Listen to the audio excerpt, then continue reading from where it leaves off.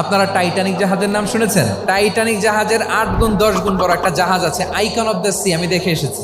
Royal Caribbean দেখে এসেছি। সাগরের সামনে জেটিতে যখন দাঁড়ালাম, জাহাজটা যখন যায়, আমার মনে হচ্ছে একটা শহর, পুরো একটা শহর মনে হয় পানির উপর দিয়ে ভেসে যাচ্ছে। পড়েন সুবহানাল্লাহ। এই যে আইকন অফ দ্য সি, এই জাহাজটা, এটার ভেতরে স্টেডিয়াম আছে, সুইমিং পুল আছে, রেস্টুরেন্ট আছে, 3000 4000 রুম বিশিষ্ট, কক্ষ বিশিষ্ট হোটেল আছে।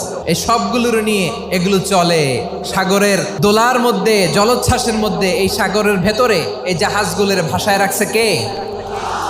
এই যে বাংলাদেশে যে গাড়িগুলো চালান, বেশিরভাগ গাড়ি আসে কিন্তু জাপান থেকে। হাজার হাজার গাড়ি একটা জাহাজ বহন করতে পারে। সূরাত বনী ইসরাঈলের এই চমৎকার আয়াতের ভেতরে আল্লাহ তাআলা বেসিকলি মানব জাতির প্রতি তার 4টি স্পেশাল অনুগ্রহের কথা বলেছেন। 2 নম্বর অংশে আল্লাহ তাআলা বললেন, ওয়া হামালনাহুম ফিল বাররি ওয়াল বাহর, স্থলে এবং সমুদ্রে আমি তাদের জন্য চলাচলের বাহন দিয়েছি। সুবহানাল্লাহ।